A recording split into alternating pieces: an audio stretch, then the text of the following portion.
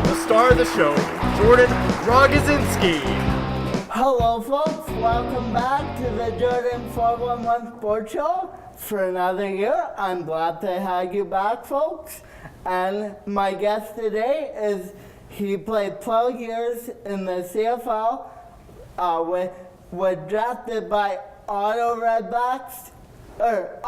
Rough Riders, sorry. Getting my younger generation, because they have a team called the Ottawa Redblacks now. And he also played for the Edmonton Eskimos, and he played for the Winnipeg Blue Bombers. Please welcome Brett MacNeil. Thank you. Thanks, Jordan. Thanks for coming on my show. Hey, thanks for having me, bud. I like your bling there. Want to show everybody? Yeah, sure. Or a little bit of bling here today. Just want me to tell you what the rings are for. So this one here is the 2007 Vanier Cup National Championship ring, and I won that as a member of the Manitoba Bison coaching staff. In 2007, I was the offensive line coach, and on the inside of the ring, it's printed "Perfect Season." So we went 12-0. Winning the Vanier Cup over St. Mary's at Rogers Centre in Toronto in front of about 30,000 people. Very proud. And we celebrated our 10-year anniversary a few weeks back. We had quite a few players visit Winnipeg, former Bison players, and we attended the Calgary game. We were honored at halftime, and we had a party after the game where we got the Vanier Cup out again and drank some soft drinks out of it. So we had lots of fun. Yeah. And the other rings are, this one here is, it's a Blue Bomber alumni ring, and it just has, my name and number, which I wore 57, and I played 10 years for the Bombers, 2 stints with the Bombers, 92 to 97, and then I was in Edmonton for a year, then I came back 99 to 2002, and then this ring is my Blue Bomber Hall of Fame ring. I was inducted in 2006. When did you know you were ready to become a CFL pro? Well, I played junior football in Ottawa for the Ottawa Sooners. I had a pretty good year. I was a rookie and got a lot of playing time. I was a backup player on the defensive line, and then we had a playoff game against Hamilton, and the veteran player who was in front of me had an injury, and I went into the lineup and had a really strong game against Hamilton. In the playoffs, we lost the national title game that year to Regina, but after that season, I was awarded a scholarship to play football at Colgate University in New York State. Went on to Boston University as a transfer athlete, and then at Boston University, I was moved to the offensive line. I played left tackle for former Miami Dolphins head coach Tony Sperano, and Coach Sperano, who's now the offensive line coach with the Minnesota Vikings, he moved me from the defensive to offensive line. And our head coach Chris Palmer at Boston University was also a former CFL and future NFL head coach. He believed that I had the skills to play offensive line in the CFL. How was the adjustment moving from D-line to O-line? Jordan always has the best questions. Defensive line, you're coached to have a very low pad level. Your weight is much like a sprinter's weight. You have a lot of weight on your hands. You're always attacking. You're playing the run, but you're always attacking the quarterback, trying to get upfield. When you move to the offensive line, you're more in a martial art type stance where your weight is distributed more over your hips and bending your knees like we were talking about earlier. So you're not always attacking except when we run block. So there is a big change, but it's a physical position. So once you learn the new techniques, it's all about being physical and finishing plays. Did you ever giggle when your offensive coordinator called a run play? Absolutely, because if we didn't call run plays, you would hear Chris Walby grumble in the huddle. So he wanted to run the ball every play. He's never happy. So he always wanted to run the football. Didn't want to pass protect, because pass protecting, the layman considers pass blocking less physical than run blocking, but you can be just as physical in pass protection. So we used to enjoy when we're having success running the football, when the quarterback would call our number. We had former Notre Dame quarterback Kevin McDougall with us in the mid-90s, and he came from the Notre Dame program where they used to run the ball a ton, and he liked to run the ball. And I remember when he came into the lineup as a CFL rookie, there was one game where he ran the ball about 8 straight plays, and we just loved it. Yeah, you must have. Yeah. How was it playing with Walby? Was it fun, or was he a character? He was, for the young students here today, they wouldn't realize how big a star Chris Walby was. I mean, he's on TSN 1290, covers the Blue Bombers. Back in the early 90s, we had the original 1.0 Winnipeg Jets in town, and when we were out enjoying the nightlife in Winnipeg, we would often run into the Jets. Guys like Teemu Selanne, Ty Domi, Keith Kachuk were on those teams. Those are some pretty good names. Absolutely. But when Chris Walby walked into the place, he was larger than life. I'd say he was, without a doubt, the biggest star in Winnipeg for years. Throw Matt Dunnigan in there when we had Matt in the early 90s. But, a spectacular athlete, multi-award winner at all, in All-Stars and that, Lineman of the Year awards, and just a real character in the locker room, though. So the first, he was a hero of mine, 6'7", 370-pound guy. The first time I met Chris as a member of the Blue Bombers, I was walking by him in the locker room, and he said, "Hey, big guy," and I was like, "Wow, Chris Walby just said I was a big guy." He called you big guy. He called me big guy, but then about 20 minutes later, I saw him walking by the shortest player on the team, and he called him big guy. So I realized real quickly, big guy equals don't remember your name. So that was my introduction to Chris. How was playing with Matt Dunnigan? Matt Dunnigan. Matt Dunnigan was I played 10 years over 11-year span with Winnipeg. So my starting quarterbacks, the main ones were Matt Dunnigan and Kahari Jones, and then we had a lot of other quarterbacks like Danny McManus, Kent Austin, Reggie Slack. Big hands, eh, Danny? Matt Dunnigan was the best leader we had in Winnipeg. He was an amazing quarterback. He was responsible for the single game passing record, 713 yards against the Eskimos in '94. He was a quarterback that if we were within one score and we had the ball last, we knew we would win, because he was that great a leader in the huddle, and his arm strength, his athletic ability, his charisma, how he controlled the huddle, but also how he was as a teammate. So he used to live in a big shack in Tuxedo, and I'm a young player, traded from Ottawa. I was new to Winnipeg. My family wasn't here. I had an open invitation to visit Matt's home whenever I wanted. When we were out having dinner and such, if he would always treat the linemen. He'd say, "Put your money away." That's what MacNeil does now. That's great to hear, because you've got to take care of the hands that protect you. Yeah. So quarterbacks who throw a few extras in there for their offensive linemen are, usually the lineman will work a little bit extra hard for it. How was that game when he broke the record, and what was that mood in the huddle like? Well, the story that goes into that game was in 1993, we played Edmonton. We were in the Eastern Conference, so in those years. So we played Edmonton twice that year, 1993. We scored over 50 points on them twice. Oh, we Boy, beat their the heck. defense sucked. We beat the heck out of the Eskimos that year. So we clinched first place early, much like Calgary did this year. So we clinched first place. Now you have to manage, okay, how are we going to finish off the season, not get injured, but still keep your momentum? Yeah. So Matt Dunnigan continued to start the games after we clinched. We were home to Sacramento. So when we used to have 5 U.S. expansion teams, we were playing Sacramento at home, which is an all-American roster. We were up in the game. It was the fourth quarter. Matt probably should have been out of the game. He dropped back to throw a pass. He was not tackled or pressured, but he planted his foot and ruptured his Achilles tendon. Ooh. He dropped down on the ground, and the rest of us in the huddle had a sick feeling. We made the Grey Cup that year behind Sammy Garza, but we didn't play well against the Eskimos in the Grey Cup. We had 7 turnovers. We lost the game. So it was unfortunate. A game we should have won, we didn't win. So anyway, Matt Dunnigan repairs his Achilles in the offseason, comes back better and stronger than ever.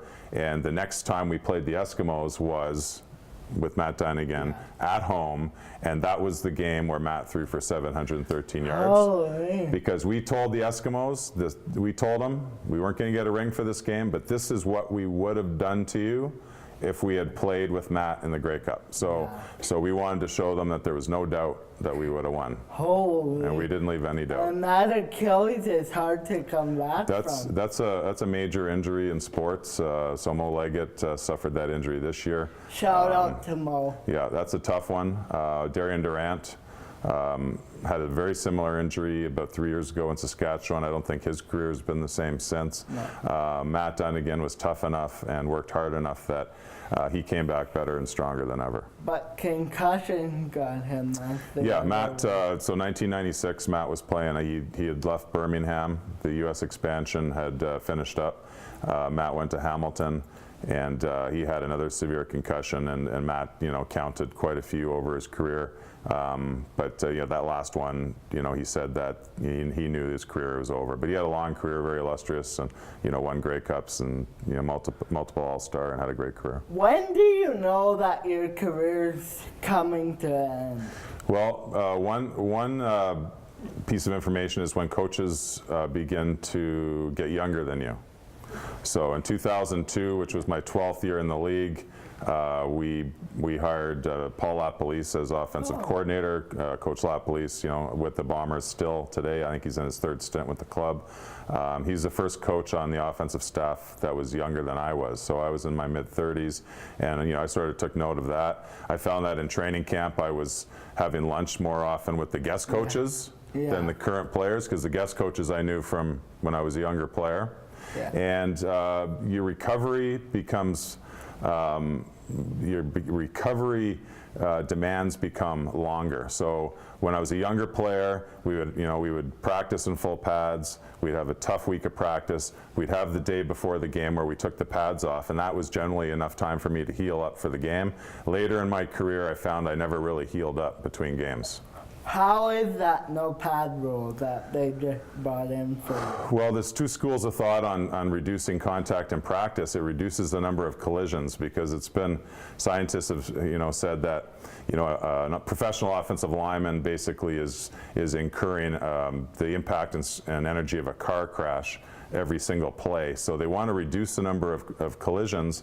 But my one concern is that you do stress the body and prepare the body for contact in practice. So if you're not stressing the body adequately in practice, I believe there's a chance there could be, an injury in the game. And when it's cold, you tense up a bit more. When it's cold out, it's a whole different ball game. Literally, preparing for the cold weather, you have to prepare for the cold weather in a game by getting used to that weather in practice. So, I played for Cal Murphy, who just had his statue unveiled at Investors Group Field. He's, the best coach I ever played for. He was a master at preparing the Bombers for cold weather games. He wouldn't let players come out to practice overly dressed. He would make sure that the guys wore very light, thin layers of clothing. We really didn't have a choice. And your job in practice was to get used to it. We didn't rely on gas heaters or any artificial heating. That's very old school. I'm not is. used to that. I'm used to heaters and You like gloves. the heaters? Well, the gloves are okay. And so the school of thought there is that, and this extended into my coaching career with the Bisons, where I always discourage the players to be close to the sideline heaters, because what happens is you heat the surface of your skin, and then you run out to the huddle, and you're cold. And so you feel cold, you're stiffer, you're not the same athlete. So the better thing to do is wear warm clothing on the sideline, and then disrobe as you run on the field. But also, have a stationary bike or jump rope, or just jump up and down, run on the spot. But you want to build that heat internally. Now I'm gonna flip to another big QB that you play with, which is Kahari Jones. When did you know that him and Mostigo had the chemistry that they were gonna have? Well, another great question. Pretty much immediately. So in 1999, our starting quarterback in Winnipeg was Kerwin Bell. Kerwin was a veteran quarterback who had some success in Toronto. In 2000, we started training camp with Kerwin as our starting quarterback, and it became apparent early on that maybe we needed to look younger. at the quarterback position. We traded, made a big trade with the BC Lions for Kahari Jones. And Kahari came into the lineup. You see it sometimes in ESPN Classics. He came into the lineup in a game in Edmonton where we were behind, and Kahari came out. And as soon as we were in the huddle, it was like when Matt Nichols entered the Bombers offense, last season. We had an instant confidence in the huddle that this guy was something special, and his connection to Milt Stegall was immediate, and those guys went on to post numbers that are still in the record book. So pretty much immediately. He's another guest I would like to have, so come on, Kahari, you gotta be next. I know Kahari. I could exert some influence on him for you. Sure, do that. How many hours before a game would you get in the game mindset? Good question. So again, we have, every player is somewhat superstitious. Yeah. We all have our own ways of preparing for a game. So 2 days before the game, we call the day before the day before. That's your most important night's sleep, and your most important meals are on the day before. The day before is when you have a light walk through practice. Sometimes you're going to be nervous. You may not sleep as soundly the night before the game. That's why the day before is so important. But I would get to the stadium before games very early, 4.5 to 5 hours before the game. Okay. So I could go through my taping routine, get geared up, and then once I had my lower half gear on, ready to go. I'm not putting the shoulder pads on until right before warm-up, but then I would study my scouting sheet. So we have a scouting report each week on your opponents and their tendencies, and the game plan that we're going to run that week. And so I would study for those couple hours, have a few coffees and some Gatorade, and get ready mentally.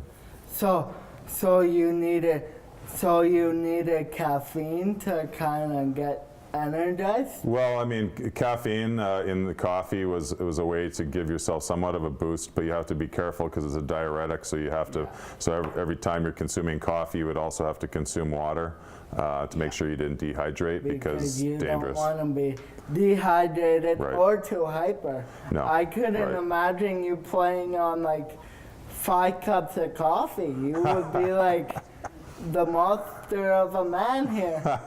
Well, I mean, when you're playing professional football on the offensive line, your job is to neutralize your opponent physically, and so a couple cups of Java usually get you in the right mindset.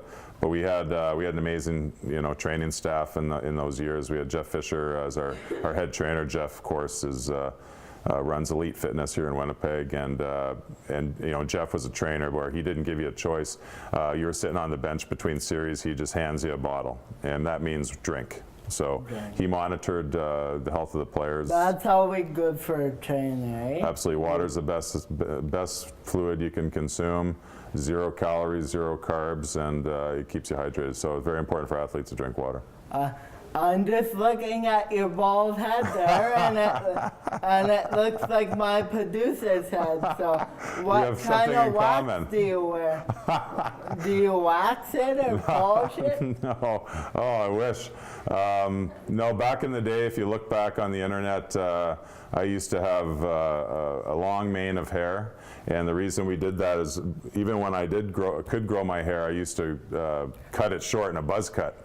And then Matt Dunnigan, he was experimenting with growing his hair out. So in 1994, he asked. He grew his hair out? Oh yeah, he had long hair. Oh, he would look weird with long hair. Check those pictures from the 90s. So, so he said, okay, we're all going to grow our hair long. And the next day, Dave Van Conant got the shortest haircut he's ever had. But the rest of us grew our hair out, what we could grow.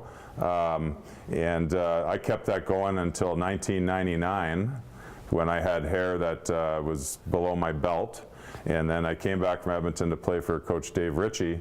And Dave, coaches aren't allowed to tell a player how to groom themselves, but Coach asked me if I would mind cutting my hair. So I said, sure, Coach, anything for you. So what I did was, I had a friend who was a hairdresser, and she cut my hair and dyed my hair platinum blonde like Ric Flair.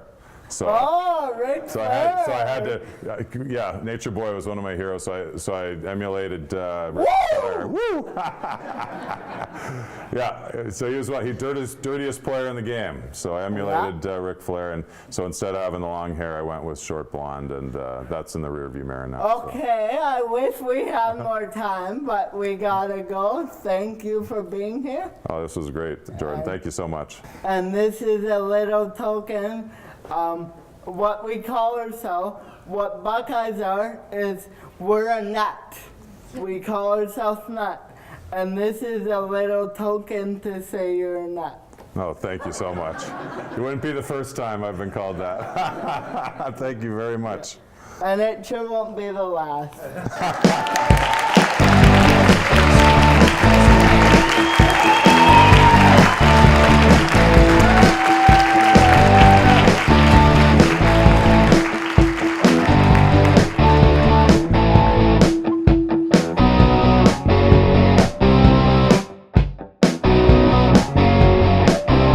Please like and subscribe to Jordan's YouTube channel and follow him on Twitter.